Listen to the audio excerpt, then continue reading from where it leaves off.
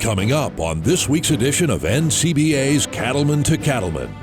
We'll update you on how the beef industry is dealing with the aftermath of a devastating packing plant fire. Plus, learn about some of the ways the Federation of State Beef Councils is putting checkoff dollars to work to build beef demand. And now, NCBA's Cattlemen to Cattlemen. Hello and welcome to NCBA's Cattlemen to Cattlemen. I'm Kevin Ochsner. We're coming to you today from beautiful San Antonio, Texas, site of the 2020 Cattle Industry Convention and NCBA Trade Show. In just a few short months, thousands of cattle industry members will come together right here in San Antonio to network, create policy for the industry, and to have a little fun. Now, it doesn't matter if you're a first-timer or a long-time convention attendee, we want to see you in Texas. The convention runs from February 5th through the 7th. Registration and housing open soon on October 1st. Go to ncba.org for all the details on this can't-miss event. Unfortunately, it doesn't take a whole lot to cause a disruption in the cattle markets. That's why a fire this summer at the Tyson processing facility in Holcomb, Kansas, still has the cattle industry on edge. Joining me now to discuss this issue is NCBA President Jennifer Houston. Jennifer, in what ways has this fire impacted the cattle industry? When you have a plant like Holcomb that processes 6,000 head a day, about 6% of our total head slaughtered, that's a big hole. So of course, lots of uncertainty, lots of fear, and a lot of market volatility. Yeah, and Secretary Perdue, U.S. Secretary of Agriculture Perdue, recently announced some action he's taken. Can you tell us a little bit about that and what he hopes to accomplish? Yes, Secretary Perdue has asked the United States Department of Agriculture's Packers and Stockyards Administration to look into this to see if there was any market improprieties. And I think this is a good thing, and we applaud him and ask him to use all available resources because I think it will add a lot of transparency when the investigation's over and restore confidence that the market is working as it should. Which is critically important. And from NCBA's perspective, can you tell us specifically what NCBA is doing or has done in order to minimize the economic impact on producers? Well, immediately after the fire, we started calling all of the folks in Washington, all the regulatory agencies, Department of Transportation, for some relief on hours of service as these cattle try to get from Kansas to other packing plants. USDA, we also asked Packers and Stockyards to look over and be sure that all things were working and the market was working as it should. We talked to the Commodities Future Trading Commission to be sure the futures were working like it should. And we talked to the White House to be sure that all this was coordinated through the White House. Well, Jennifer, thank you for your leadership during this tenuous time for the beef cattle industry. We appreciate it. Thank you. The Tyson fire is just one of many issues NCBA is working on, both in Denver and in Washington, D.C. We've got an update on what's happening in our nation's capital in this week's Beltway Beef Spotlight. Climate change continues to be a hot topic here in Washington, D.C. Last month, the climate town halls provided an opportunity for presidential candidates from the Democratic Party to make the case that beef consumption was a major culprit of climate change. We're going to see more of the same of that later this month when the UN holds its climate summit. And between that and Congress, just about every committee in the House of Representatives is trying to have a hearing or create a policy paper on climate change. And these are all reasons that we need to be involved as an industry to make sure that decision makers on Capitol Hill understand that beef is not a major contributor of greenhouse gas emissions. We know that the data here shows that beef contributes to only 2% of direct emissions to greenhouse gases in this country. So that's a story that we can really stand behind. And the fact is that the major culprits of climate change are transportation and energy production. So those are things that we continue to tell legislators and decision makers here in DC to make sure that people are aware of the actual facts here and they're not clouded by this misperception that beef is the major culprit for climate change. Now, if you'd like to stay up to date on all the key issues and events from DC, one way is by becoming a member of NCBA. Members get the Beltway Beef newsletter, a weekly update straight from Washington that gives valuable insights on the key policy initiatives that may impact your business. To join, just call 1-866-233-3872 or visit the website ncba.org. Still ahead on Cattlemen to Cattlemen, we'll take you inside a recent Federation of State Beef Councils meeting and explain how this group works to increase beef demand. Stay with us. We'll be right back.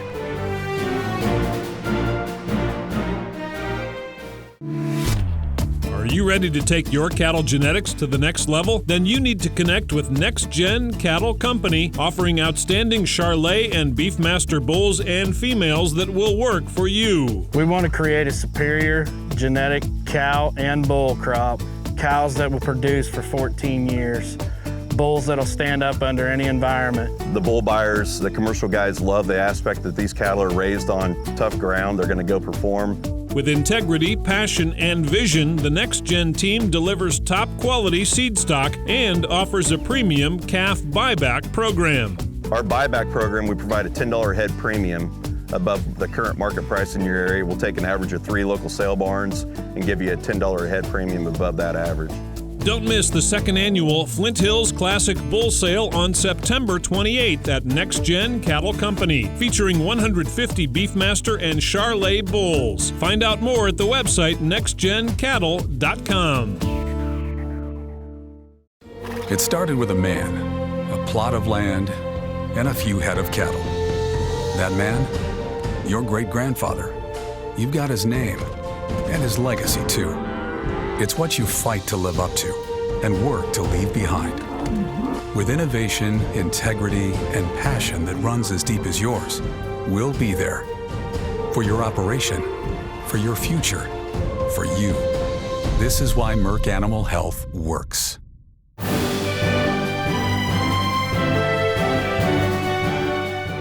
The Federation of State Beef Councils is an organization that represents the 44 qualified state beef councils that collect the $1 per head beef checkoff in their respective states. Cattlemen to Cattlemen reporter Brad Bulla has a closer look at the Federation and the work it does for the beef industry. Cattle producers who invest in the beef checkoff program want to know that their money is being spent wisely. In many states, part of that dollar goes to the Federation of State Beef Councils, which is a division of NCBA. The Federation then uses these funds for a variety of projects designed to lend support to states and help increase beef demand. The checkoff is a self-help program for the cattle ranchers. It was something that in 1986 was voted in as a referendum that helps us as cattle ranchers, cattle feeders, cattle families, cattle farmers to promote our product. The Federation is so important because it's that opportunity for us as state beef councils to invest in a program as part of one vision, one plan, one voice, and it provides us that opportunity to really stretch our dollars. Producer volunteers, selected by the states, make up the Federation. This structure ensures that interests and opinions flow from the grassroots up to the national level. Recently, new directors and staff from the state beef councils met in Denver to learn more about their roles in the beef checkoff program. This orientation offered first-hand information on the structure, coordination, and management of the checkoff, which is overseen by the Cattlemen's Beef Board with final program approvals by the U.S. Department of Agriculture. This orientation is a great way to get new people, new board of directors from the state beef councils together to just learn how the whole checkoff system works, how the federal checkoff program operates, how it applies to them at the state level. They're their leaders in their states. They're the ones that are going to go back and bring this to the producers to help them to understand the importance of the Federation, the importance of the checkoff, and what the checkoff's doing and how we are building beef demand with the beef checkoff. The Federation's goal is to inspire and support an effective state and national checkoff partnership. By working together, states share ideas and resources to help build beef demand. I think the big advantage to the state and national partnership is that the two can collaborate together and rather than duplicating efforts, work in close proximity and synchrony together. We think the state and national partnership is really vitally important, not to just our state, but to all states. It helps us with new ideas. It helps also when we have new ideas and creative ideas locally to be able to share those nationally. The state-national partnership is important, especially when I'm coming from an Oklahoma perspective, because in Oklahoma, we have a lot more cattle than we do people. We're a high cattle, low population state, and so to advocate for our industry and promote our product, it's important that we can share our resources from that checkoff dollar with a national checkoff. All of the partnering states see the value in putting their dollars where they will do the most good. And that includes programs designed to help consumers better understand the industry and the many benefits of eating beef. The dollar checkoff is so valuable in what we need to do to market the beef for people to understand not only what we do, but how nutritious and how important beef is to their diet. The checkoff should give consumers a tremendous amount of confidence that beef producers, beef farmers and ranchers are out there doing everything they can to give them the best possible product. It's safe, it's wholesome and nutritious. At the end of the day, we want to make beef shopping easier for them. We want to give them permission to choose beef. We want to make sure that they feel comfortable serving it to their family. We want them to know that they can serve it to their family, that it's a healthy product, that it provides the 10 essential nutrients that help them fuel their life. A strict accounting process acts as a financial firewall to ensure all Federation funds are properly spent. These procedures are intended to assure cattle producers that their checkoff dollars are being used appropriately. They go through a number of different vetting steps to make sure that every dollar is being spent the way that it's supposed to be spent, that it's all very deliberate in how the checkoff dollars flow through the system to create demand, to create education, to conduct research. I think it's important that the producers understand that those dollars are being taken care of very, very well. I hope that the takeaway from this meeting here with our State Beef Council members is that we are judicious with their checkoff dollar, that it is something that we take and work with and try to do the best we can with it. It makes you realize that passions you have, that there's people out there that have the same passion you do to grow beef demand and not only care about their livestock, but care about the future of the industry, and just a lot of good people involved that, truly care about our industry and keeping it moving forward. From Denver, Colorado, I'm Brad Bulla reporting for NCBA's Cattlemen to Cattlemen. Want to learn more about the state and national checkoff partnership and the Federation of State Beef Councils? Just visit the website ncba.org and click on the Federation link. Still to come on Cattlemen to Cattlemen, we'll show you a special event put on by the Checkoff and NCBA that helps build beef demand. That story and more when we return. Case IH is proud to grow the century-long Farmall legacy by introducing the Farmall Utility 75A tractor. More comes standard on this economy-level tractor, giving you the features and performance you need without the additional costs. FPT patented engine and emission solutions require no regeneration, so you can keep your tractor running longer. The Farmall Utility 75A is engineered with heavier components built into the tractor. This evenly distributes weight in all the right places without the addition of wheel weights. The optional power shuttle transmission makes the Farmall Utility 75A easy to operate, especially during loader work. By simply pulling the shuttle lever up or down, you can move forward or reverse without pushing in the clutch to shift gears. All Farmall Utility 75A tractors come with spacious, comfortable cab and non-cab operating stations that offer exceptional visibility with easy access to all your controls. A high-visibility roof panel comes standard, making loader work like stacking bales much easier. Experience the difference. Test drive a Farmall Utility 75A today. Contact your Case IH dealer or visit caseih.com/minute.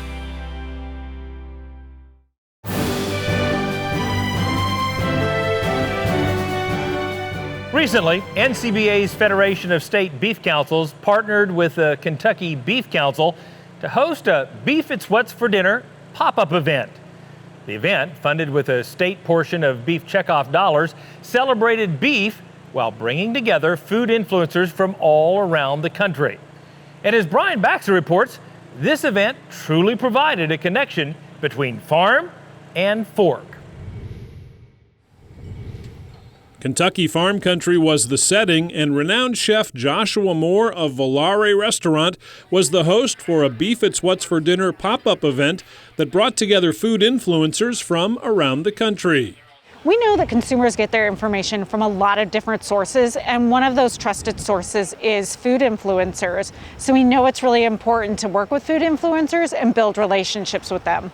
We send money to the Federation to support programs like this, in particular where we can do kind of a regional type of effort, because something like this in our state might be a little expensive for us as a budget, and so this allows us to be able to bring multiple states together, not only to do this, but also to bring influencers because they like to meet other people and make networks. So this is a great opportunity for them. So by using those different state beef council investments from around the country, we ultimately were able to bring bloggers from Kentucky area, but we also have some bloggers from outside of Kentucky, a couple from Utah, a couple from Ohio, other areas of the country, where we've really just brought them together for this once-in-a-lifetime experience.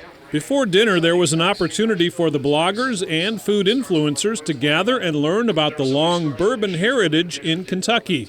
Then the group moved out to the country for the main event, dinner at Chef Joshua Moore's own farm. We are hosting a great event at the farm tonight for NCBA. It's all bourbon and beef oriented, as well as produce from our very own farm. And I'm excited about the menu. I've got beef worked into every course. We're doing gazpacho with beef, a caprese salad with beef, and then of course tomahawk ribeyes for the entree. Even using beef tallow in the bittersweet chocolate cake at the end of the meal. I would say what's really impressive is the gathering of chefs, farmers, cattlemen, all coming together to talk about our nutrition, our health, to create some wonderful, delicious dishes for us. That's just been really neat, especially to be here on the farm. Besides the creative menu and the chance to visit with a well-known chef, the influencers also heard from and then enjoyed dinner with beef producers who were ready to share their story and talk about all things beef. What's been happening tonight has been just wonderful and amazing to interact with some of the big Instagram and foodies and talking to them about beef and why it's great. And it's been so fun watching them ask questions about how beef is raised, grown, and cooked. You've got 3 producers here, you know, a cattle feeder and cow-calf person and whatnot. And I mean, they can talk to us, they can ask us questions. You don't convince anybody, you know, they have to draw their own conclusion, but you got to get in front of them and have the shot. So there'll be a lot of these people here that leave here with a really good positive idea of what beef and beef production is about. I'm a beef eater. I love steak, I love brisket, I love hamburger, and to hear where it's coming from, the strides that they're taking to make sure that's sustainable and healthy for us, I think it's important for all of us. Now I've seen the love, the families, and the information that goes behind it, where it's coming from, and the passion that really has been around in the United States for raising beef and making good, healthy, nutritious meal for families, which perfectly aligns with what we want to do on our website. Throughout the evening, as each of the 5 courses reached the table, cameras were focused on the chef's creations so the images and the experiences could be shared on social media with followers everywhere. Yeah, you're definitely going to see a lot of photos of the food. That is really our goal tonight, is to share food information, particularly beef, of course. Beef fits so perfectly into our lifestyle these days. I think everyone kind of has gotten a little bit confused about food. Everyone's not sure what to make anymore because there's so much information out there, they feel overloaded. But here's the thing, beef offers you nutritious dinners every night that you can pull together. It's good for you. You can eat it often. You don't have to be worried about that. And more importantly, it really is good for this rising generation. They need proper nutrients and it tastes dang good. So what more could you ask for? So that's really the value of doing these types of events. With previous events that we've hosted, we've actually been able to reach nearly 1 million people in one single night, which is otherwise reach that we wouldn't have for beef and for Beef It's What's for Dinner and for the beef farmers and ranchers that we represent. Pop-up events like this are just one way the Federation of State Beef Councils, through the Beef Checkoff, is working to help grow beef demand. In Kentucky, I'm Brian Baxter for NCBA's Cattlemen to Cattlemen. To find out more about events like this one and to see great beef recipes, visit the checkoff-funded website, beefitswhatsfordinner.com. Raising quality cattle requires taking the best possible care of your animals. Let's meet a Texas family that relies on Purina products to help them achieve that goal. This particular land that we're on right now belonged to my great-great-grandfather. And I feel very blessed to have the opportunity to be a rancher and to have cattle and to have land. And I think it's a duty that I manage that properly.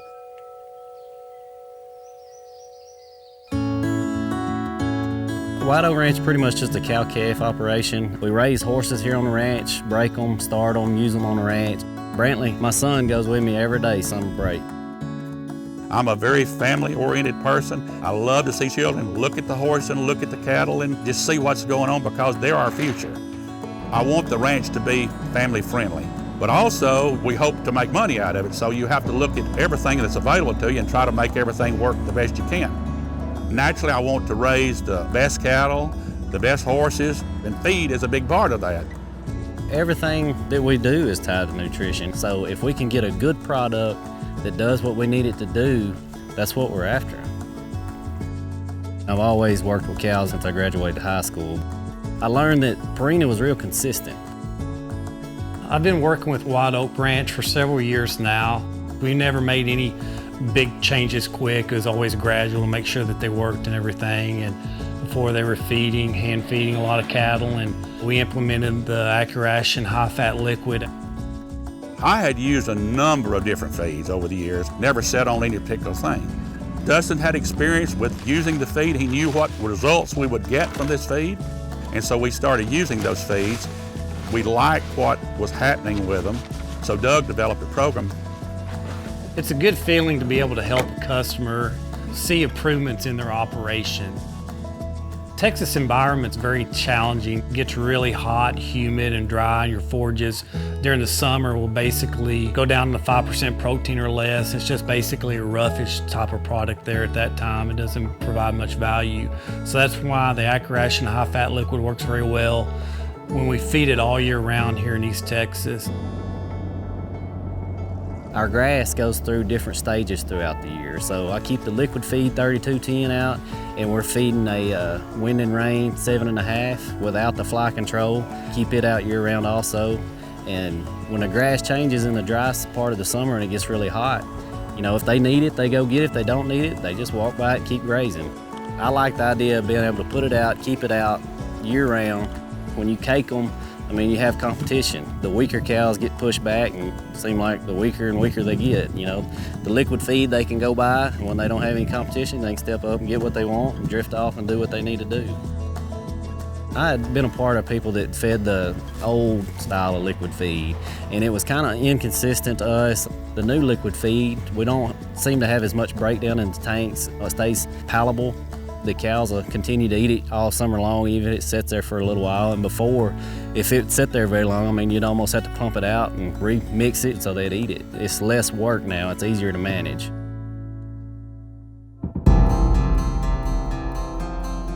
The nutrition program here that we have established using the AccuRation high-fat liquid is that we've definitely been able to keep these cows in better body condition score. We get calves on the ground earlier. Every cow that we winter, we want to have a calf out of the next year. If not, she's cost us money. The liquid feed has helped our conception rate. As far as like the weaning the calves, we put them on pre-con when they come off the cow.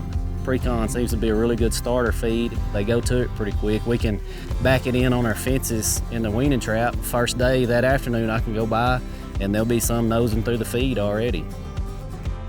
We've already got our calves sold before we even wean them. We know what our calves are supposed to weigh when they come off the cows, and we can market those calves before we even put them on feed because we know what they're going to do.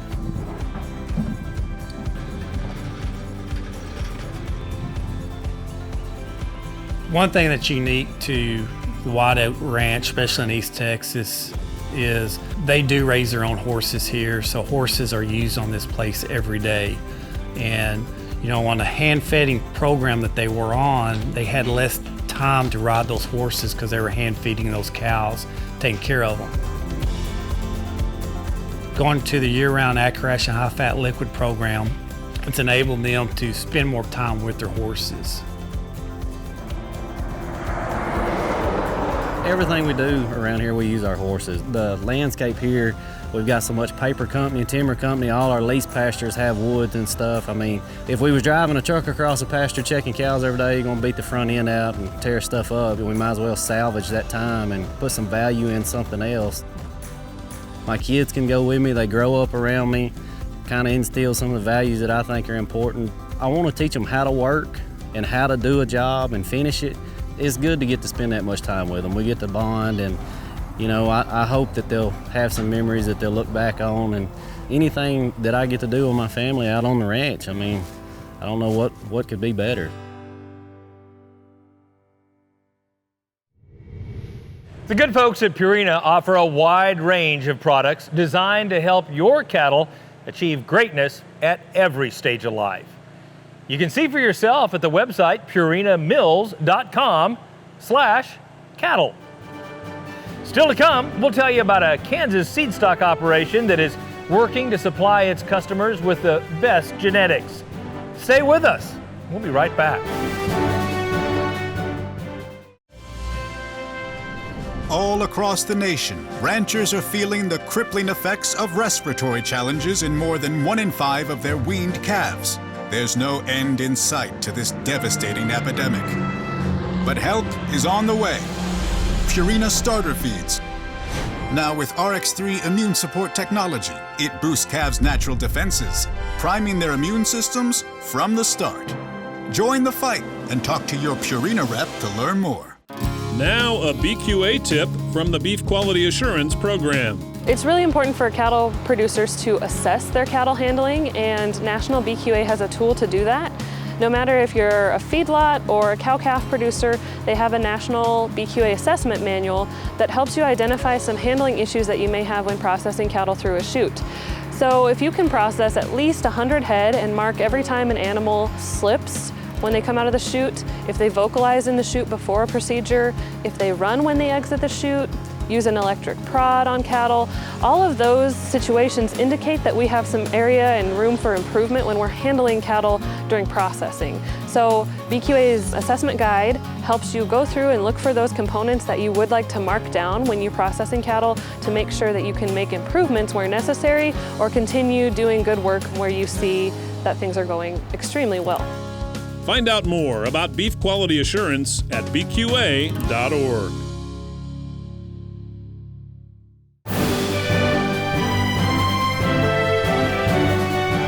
Building a high-quality seed stock operation takes time, patience, and a solid understanding of where the beef industry is headed.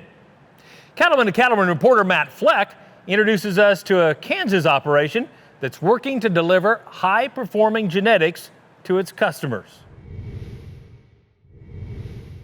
Next Gen Cattle is located at the eastern edge of the Flint Hills in Kansas. The company was started by 4 lifelong friends who had a dream of one day working together in the cattle industry. Next Gen Cattle consists of several different entities. The founders are Mike Kurla, Brad Lindstrom, who's a cousin, and Damon Thompson, who's actually my brother. We have 2 feed yards. We also have a commodities company where we trade commodities, as well as a seed stock operation. Amongst all of our career paths that we were on, we decided we wanted to do something different and be together and kind of go about the rest of our life doing something that mattered. And we enjoyed cattle and ranching, and here we went into the feedlot industry and kind of backed into the seed stock operation and our concept and our ideas. The goal of Next Gen is to provide top-notch genetics to help commercial cattlemen improve their operations for the future. The company specializes in Beefmaster cattle because the breed's high-quality maternal traits help customers increase the longevity and sustainability of their herds. When we started Next Gen Cattle Company, we were excited to pursue what we could do through genetic buildup and creating Beefmaster animals that had some influence of EPD and performance while maintaining the integrity of the maternal traits that have so long been in the breed.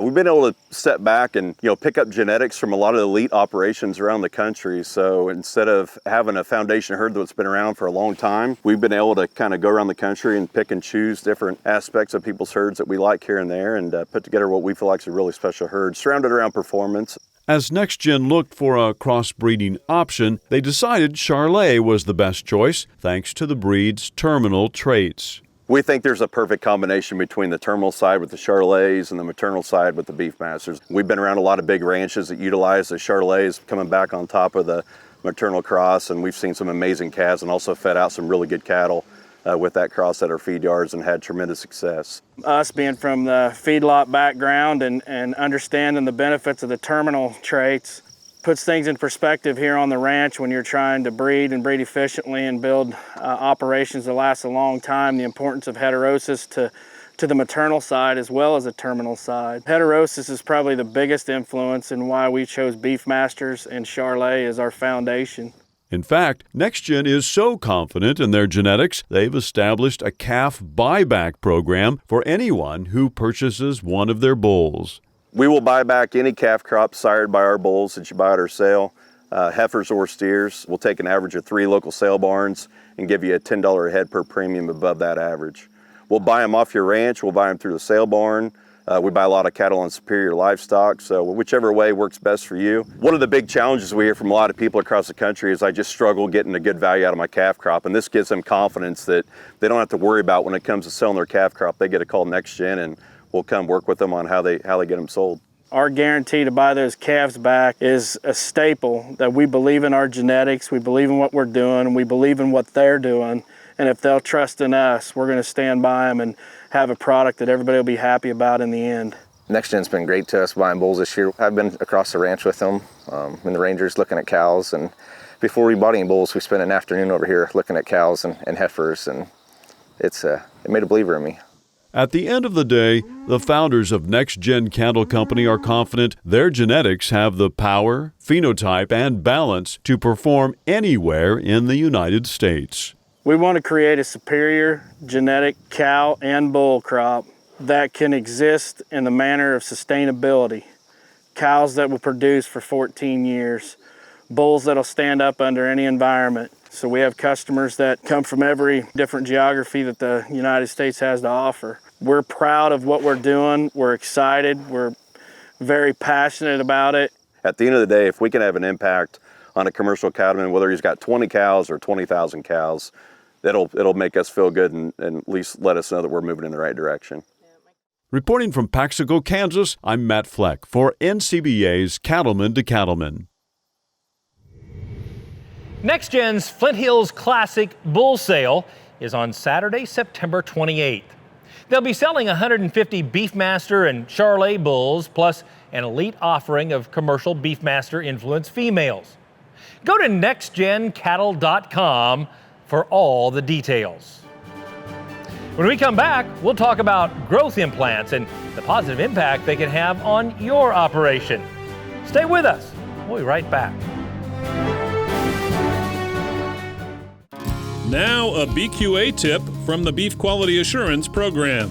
With Beef Quality Assurance and the Beef Quality Assurance Transportation Program, it's very important that we understand the importance that transportation plays in our industry. Every animal, when we think from the time it's born until we get it to a processing facility or harvest facility, those animals have at least probably been in transit at least one time in their life, if not multiple times.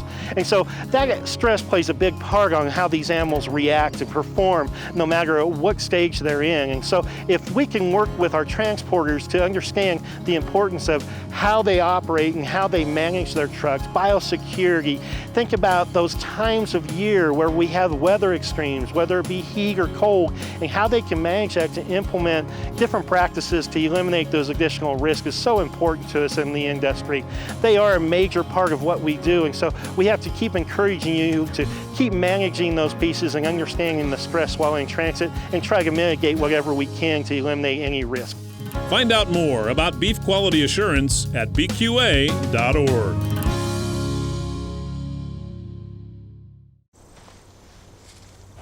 Out here, you know what needs to be done, and you know what it means to those you're doing it for. But every sunrise brings something new. With the weather, the soil, the markets, your machinery. You can't always predict what it will be. So it's good to know that Ram trucks are more than capable of helping you get it done right.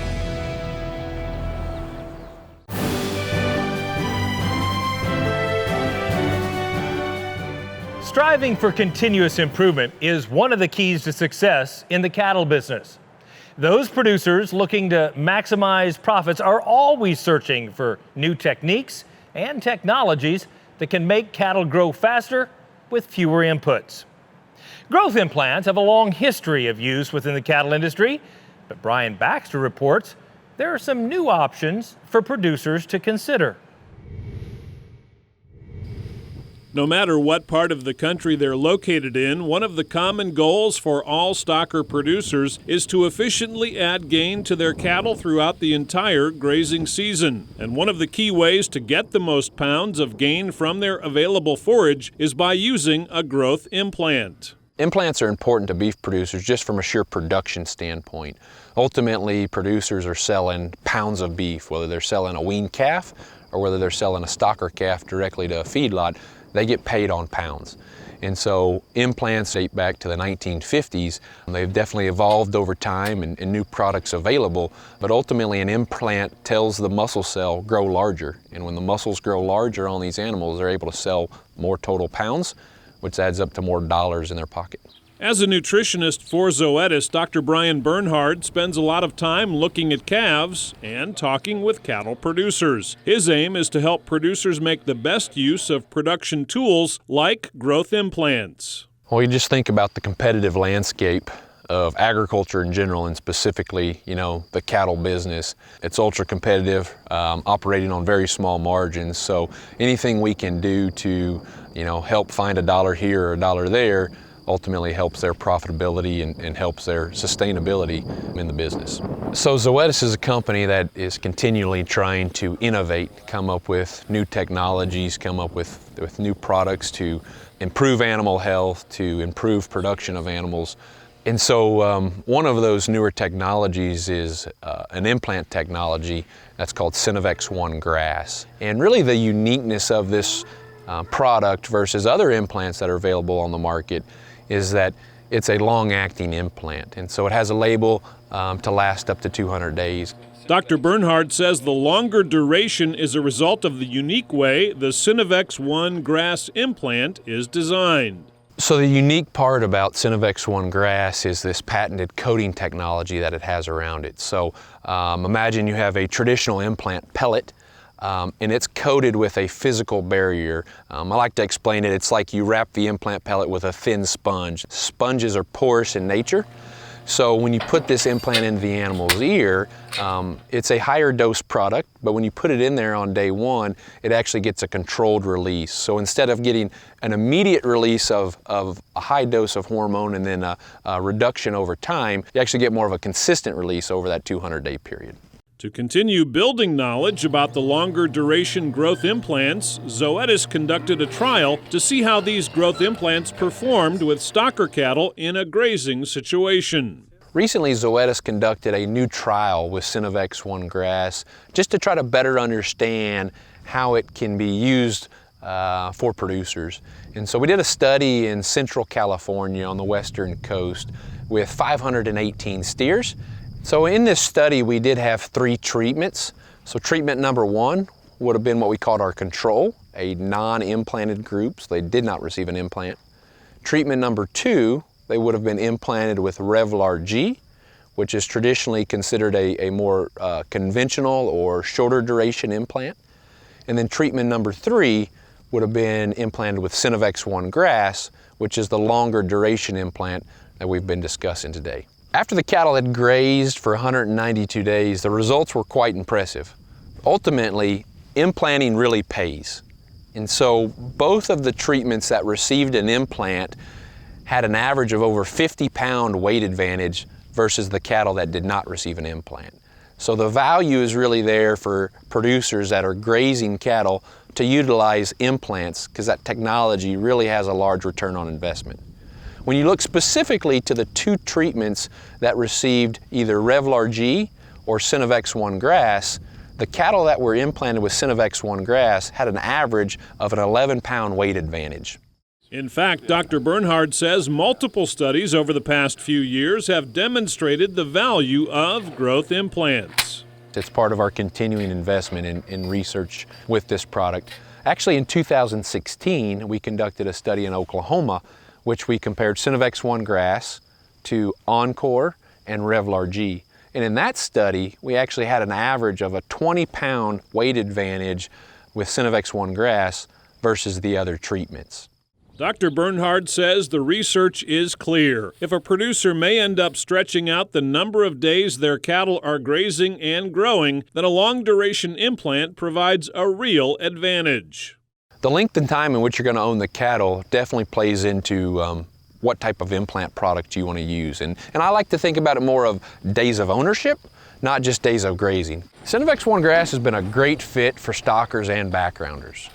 Really, any producer that utilizes forage as part of their management system and owns the cattle for 140 or more days should consider this as an option. I work with many customers that gather cattle in the fall of the year, say September, October. They're putting groups together that will ultimately be turned out on some type of winter forage, say in December. So this has been a great product for them that as they're gathering cattle, they can process them, they can use Synovex 1 grass as their implant, yet they get duration all the way through March if they come off winter forage early, or even some that go through graze out into May, they're still covered. And so I like to think about days of ownership. How long are you gonna have those cattle? Whether it's when they're weighing or shipping cattle, they see the added pounds that it's putting on their cattle, and ultimately that adds more dollars into their pocket. And more dollars in the pocket is always welcome. In West Texas, I'm Brian Baxter reporting for NCBA's Cattlemen to Cattlemen. Dr. Bernhard adds that it's best not to go into grazing season without an implant plan. Working with your veterinarian, your nutritionist, or a Zoetis representative can get you on the right path. For more information on Synovex and how growth implants can deliver value in your operation, visit the website nostresssynovex.com. Still ahead, it's time for a visit with our good friend Baxter Black. So stay with us.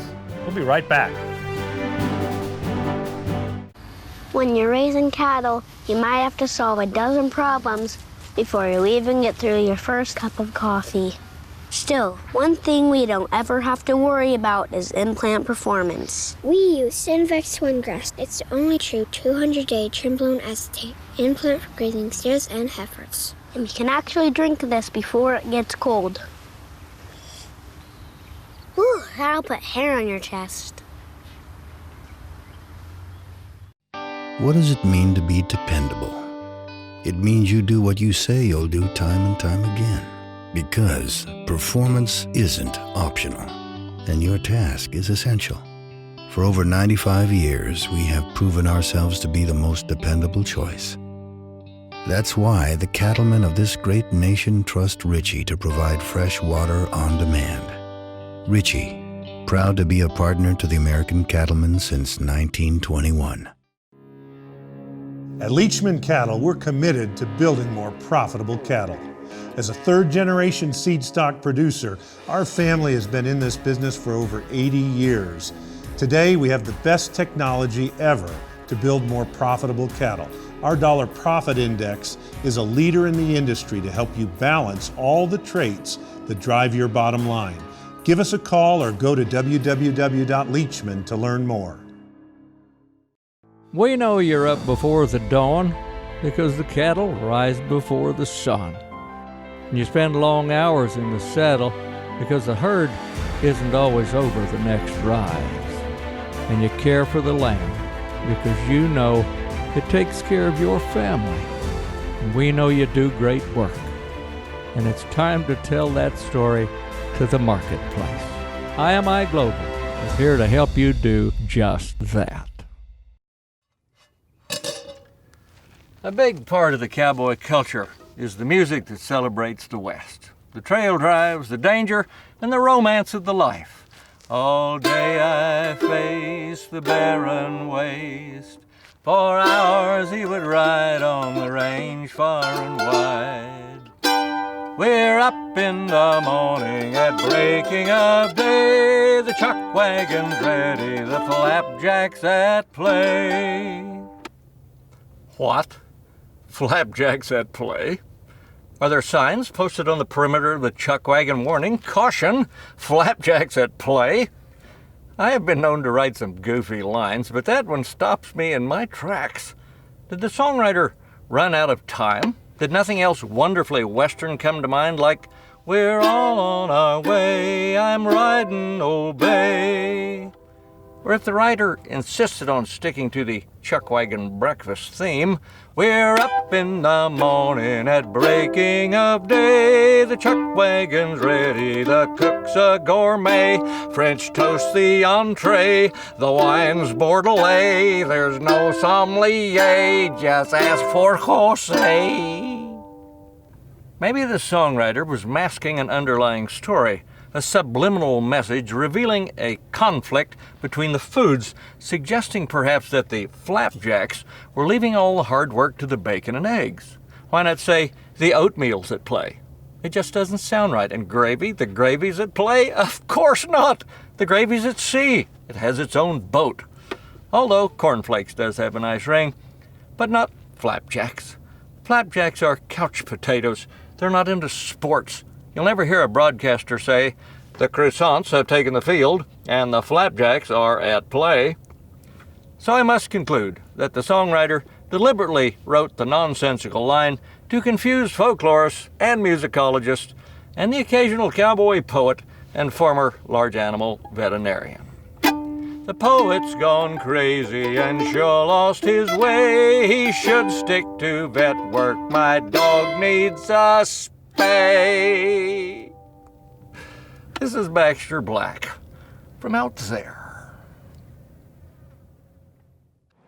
I don't know, Baxter. Flapjacks move quickly at my house, especially when that 16-year-old is hungry. Now, if you'd like to learn more about what's happening with NCBA's Cattlemen to Cattlemen, you can find us on Facebook. Be sure to like our page, and we'll keep you updated with photos, details on upcoming shows, and much more. And it's a great way to connect with other cattlemen and women all across the country. So check us out on Facebook. We're back with more right after this. Stay with us. Now a BQA tip from the Beef Quality Assurance Program. So record keeping is extremely important for producers. Not only is record keeping what we need to assure our consumers what we're doing, being able to prove that is very important, but it's also just important for our business. It's important me as a veterinarian to go back into those records sometimes to try to figure out where some diseases maybe got in, and then it's very important that we make sure that we have good records just from a business standpoint. Find out more about beef quality assurance at bqa.org. At Case IH, we believe it's our job to provide you with solutions. That's why our Farmall and Maxim tractors, as well as our tools and attachments, are designed with you in mind. From mowing to baling to loading and more, we're here to help turn your to-dos into to-dones. At Case IH, we'll keep your days running smoothly with equipment that's durable, versatile, and highly efficient. No wonder farmers are more loyal to Case IH than any other brand. Visit your local dealer or go to caseih.com/livestock for more. Deep in the heart of Texas, that's where the Cattle Industry Convention and NCBA Trade Show will be in 2020. It's the biggest convention just for cattle producers in San Antonio, a city with an amazing history that's packed with great food and fun. Find out more at ncba.org.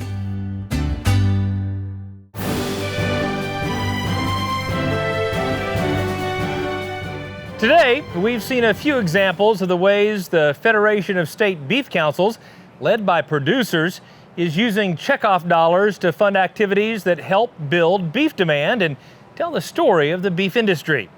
And we have a couple of more success stories to share with you.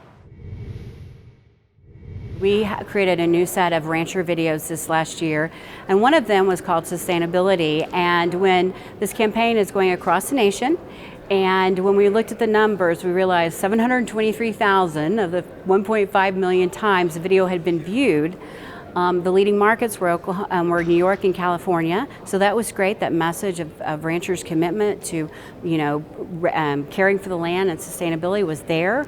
But we were very excited to see that they were watching it 54% of the times. Consumers were choosing to learn more about it, and so that was a big win for us, and we couldn't have done it without the help of the Federation. A great one just recently was there was some money available from the Federation that was able to be invested and spent with Fox Network with the Master Chef program, and so it's a competitive cooking show. And they did a show completely dedicated to grilling beef.